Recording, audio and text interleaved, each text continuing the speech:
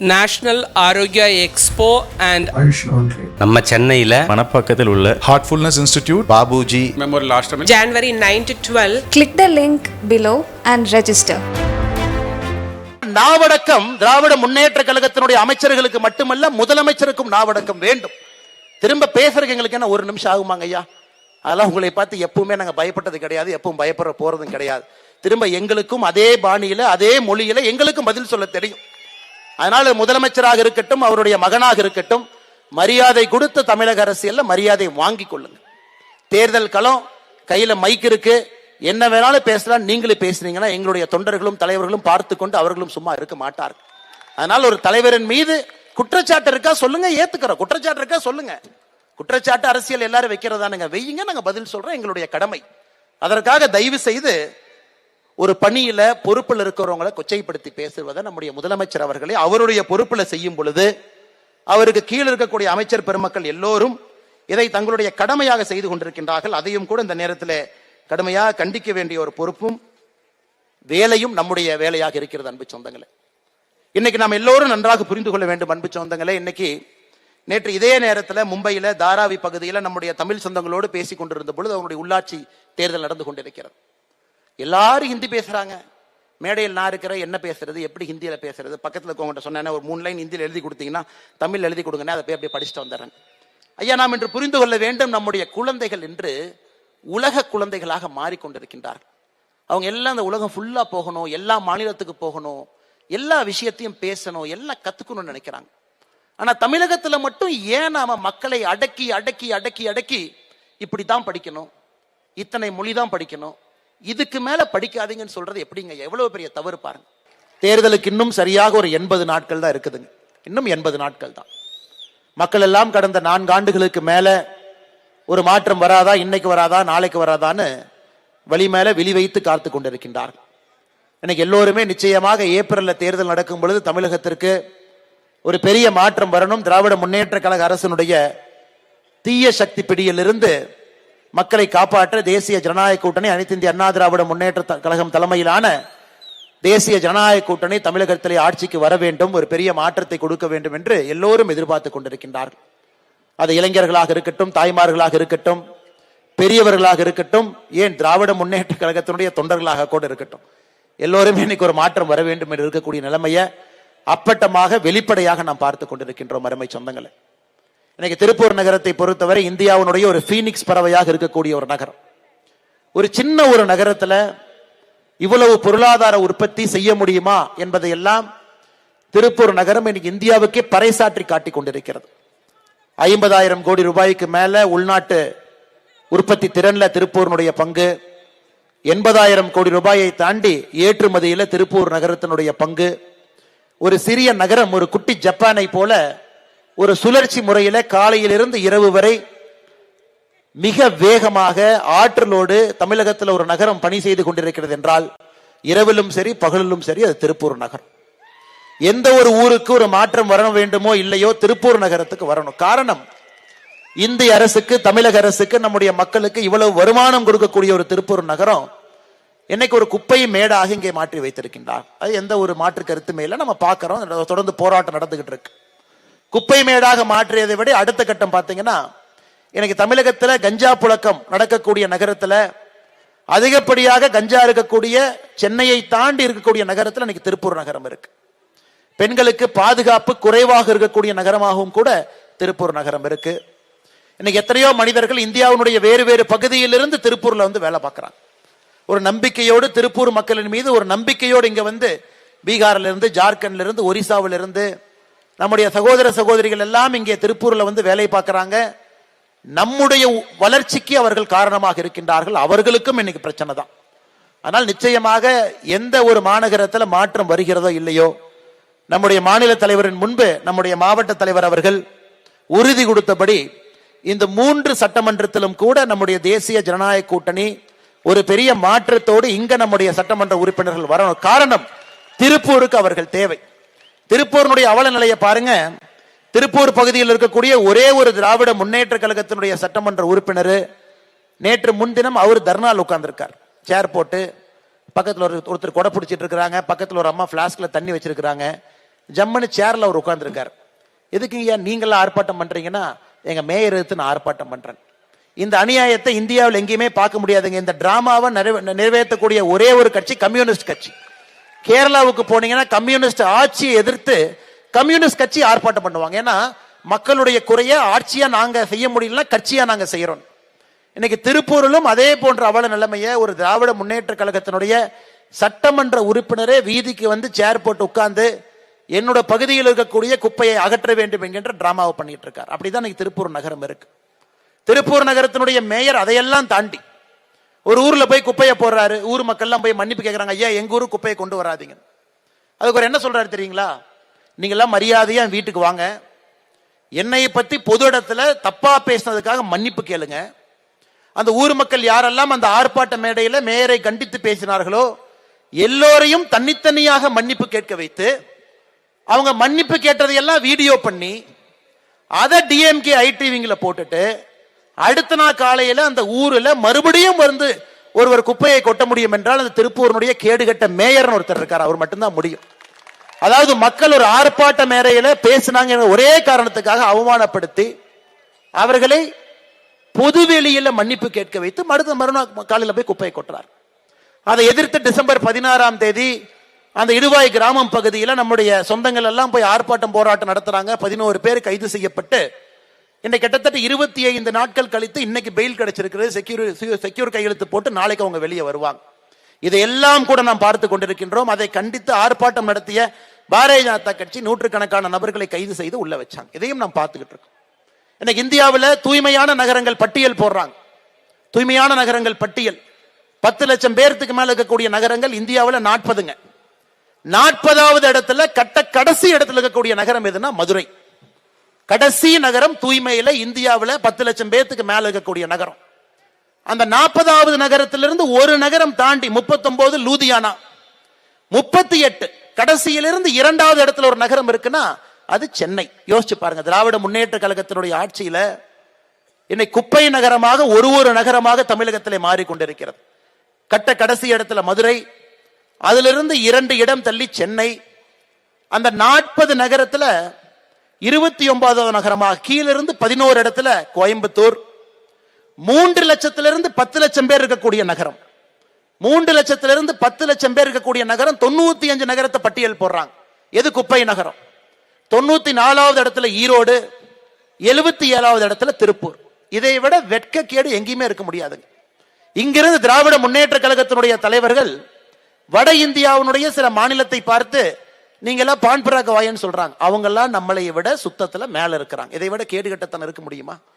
இங்கிருந்து திராவிட முன்னேற்ற கழகம் எங்க ஜார்க்கண்ட, ராஞ்சிய, எந்த வட மாநிலத்தில் இருக்கக்கூடிய தலைநகரத்தில் இருக்கக்கூடிய தொழிலாளர்களை, உழைப்பாளிகளை பார்த்து பான் பராக வாயன்லாம் திட்டுறாங்கல்ல, அவங்க எல்லாம் சுத்தத்துல நம்மை விட முன்னாடி இருக்கிறாங்க.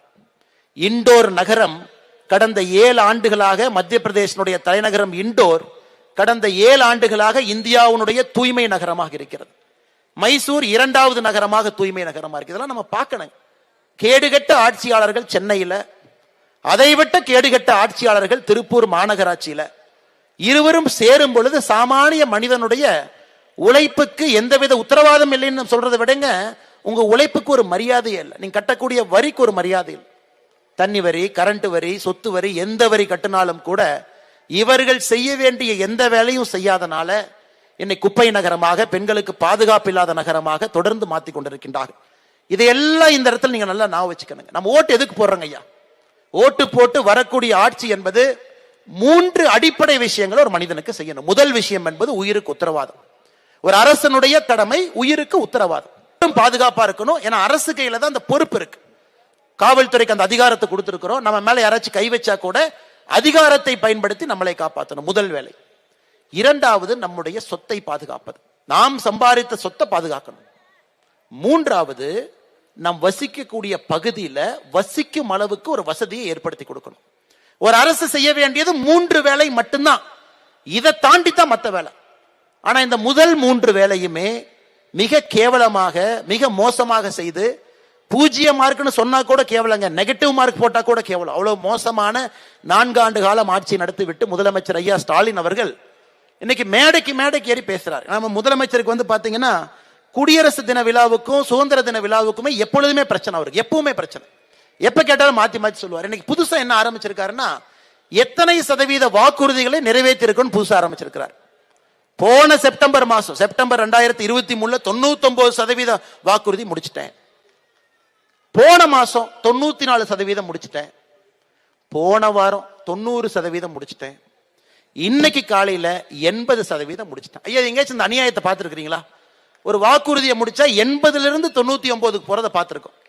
99ல இருந்து 80 வரைக்கும் பார்த்திருக்கிறீங்களா? அதனால என்ன வாக்குறுதி கொடுத்தோம்னே தெரியாத ஒரு மனுஷன். அவருக்கு என்ன வாக்குறுதி கொடுத்தோம்னே தெரியாது. போகும்போது ஒரு பேப்பர் எழுதி கொடுக்குறாங்க, பின்னாடி படிங்க படிச்சுட்டு வந்துடுறாரு. அதனால என்ன வாக்குறுதி கொடுத்தோம், எத்தனை வாக்குறுதி கொடுத்தோம்? 505 கொடுத்தோம். மாவட்டம் வாரியாக 1600 கொடுத்திருக்கிறோம். மாநிலத்துக்கு 505, மாவட்டத்திற்கு 1600. கடைசியா திருப்பூருக்கு நான் படிக்கிறேன் பாருங்க ஐயா. எந்த வாக்குறுதி எத்தனை நிறைவேற்றணும் என்று தெரியாம இருக்கக்கூடிய முதலமைச்சர் மேடைக்கு பேசுறார்.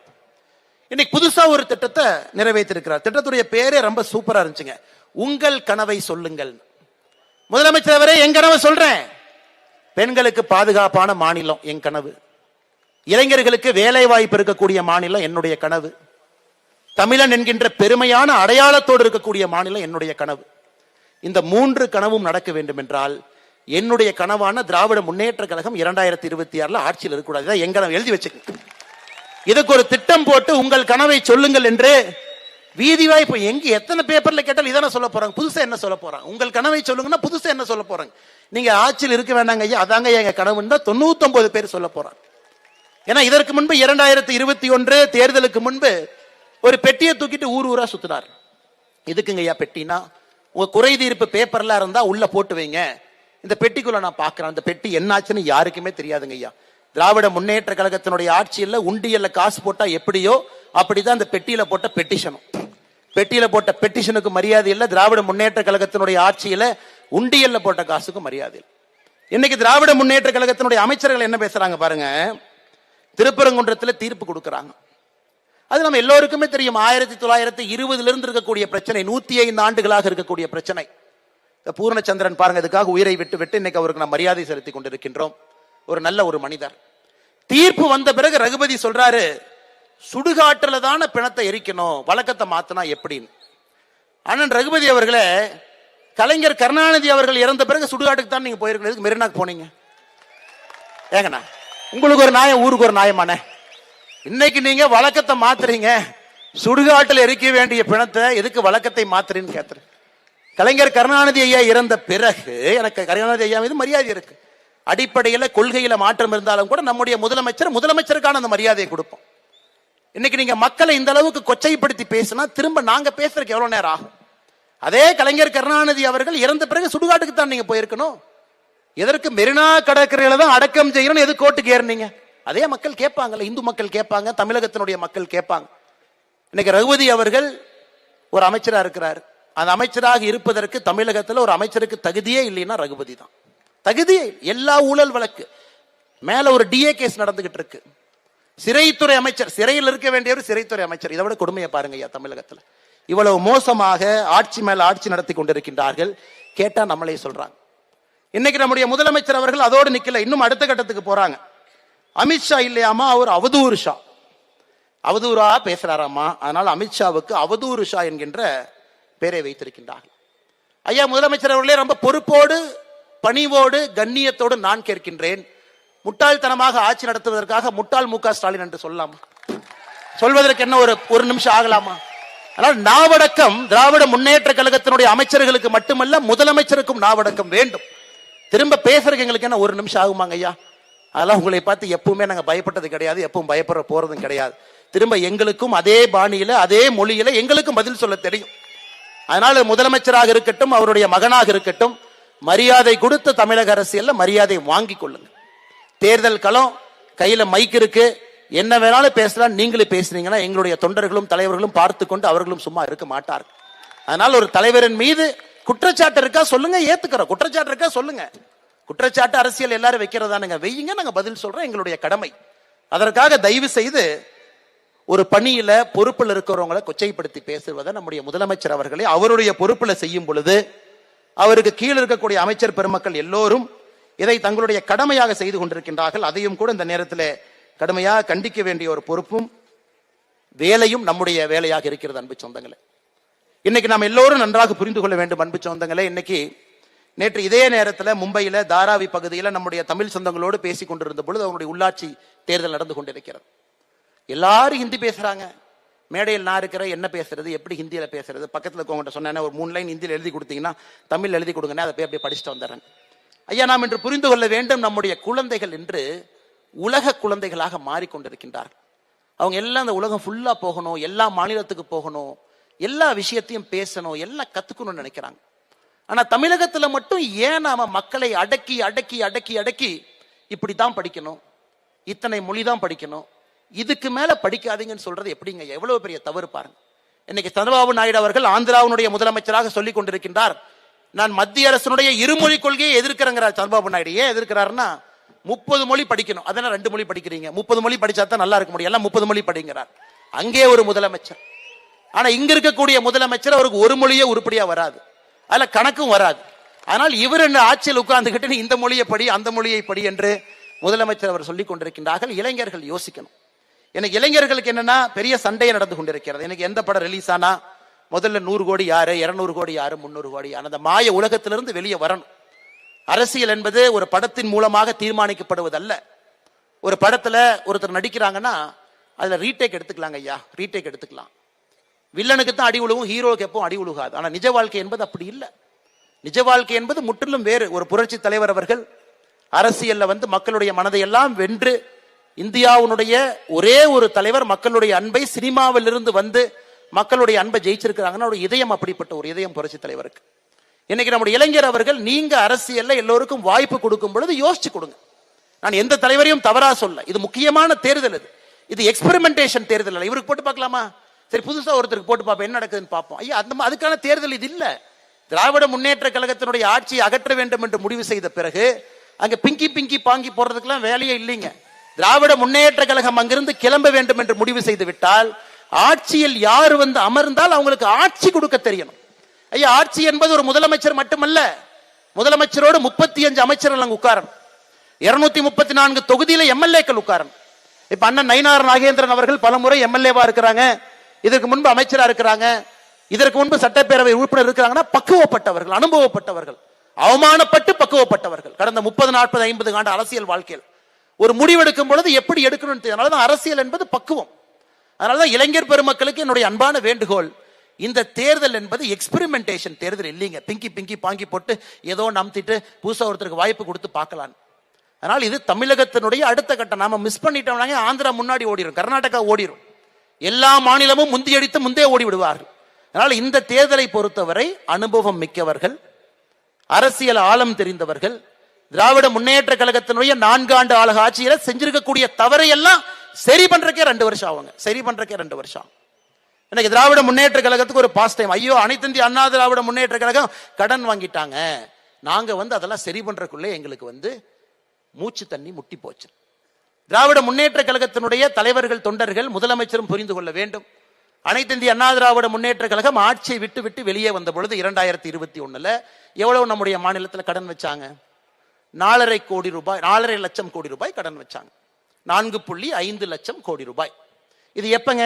சுதந்திரம் கிடைத்து 1947, 50 இருந்து கணக்கு போட்டே வாங்க. ஆட்சியிலிருந்து வரும் பொழுது அன்னைக்கு உத்தரப்பிரதேச மாநிலத்தினுடைய கடன் இன்னைக்கு ஒரு காலத்துல பாத்தீங்கன்னா 2010-12 தமிழகத்தை விட யூபியினுடைய கடன் அதிகமா இருந்துச்சு. 4.5 லட்சம் கோடி கடன் வைத்து விட்டு இதற்கு முன்பு இருக்கிற ஆட்சி வெளியே வந்திருக்கிறாங்க. ஆனா 4.5 ஆண்டுகள்ல அதை விட அதிகமாக கடன் வாங்கி, சுதந்திரத்திற்கு பிறகு மொத்தமாக 4.5 லட்சம் கோடி கடனை 4 ஆண்டுல அதுக்கு மேல 5 லட்சம் கோடி கடன் வாங்கி 9.5 லட்சம் கோடி கடன் வைத்து விட்டு எதுக்காக 5 லட்சம் கோடி கடன் வாங்கினீங்கன்னே சொல்லாம இன்னுமே ஒரு ஆட்சியின் மீது பழியை போட்டு போட்டு எத்தனை நாளைக்கு திராவிட முன்னேற்ற கழகம் தப்பிக்க முடியும்?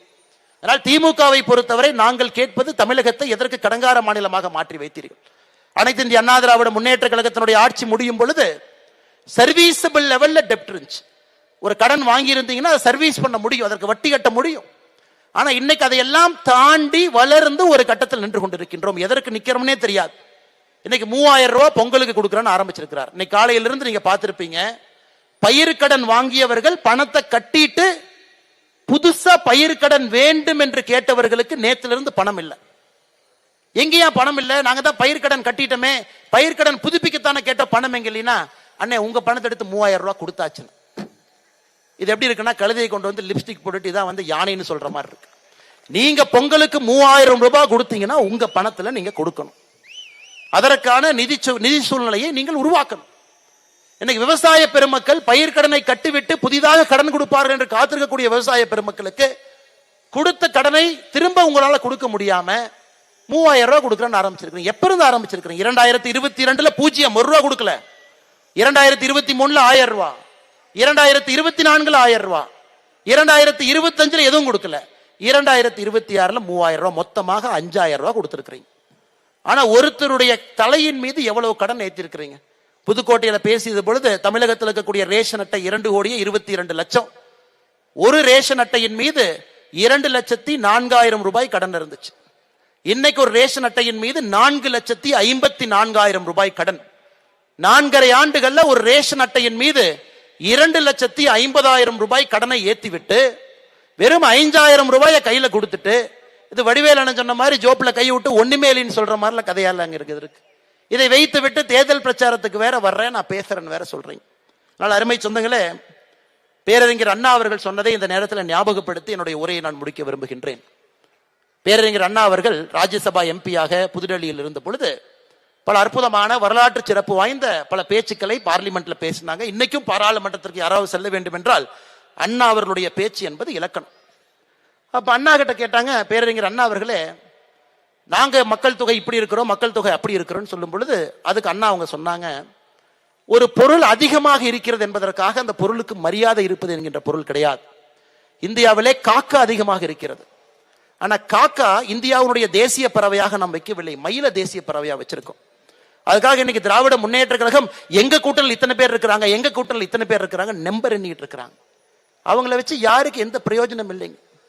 காங்கிரஸ் கட்சியை பொறுத்தவரை ஒரு கால் வந்து விஜய்கிட்ட போலாமா, ஒரு கால் இங்க வைக்கலாமா, எப்படா பிச்சுக்கிட்டு போலான்னு அவங்க உட்கார்ந்து இருக்கிறாங்க.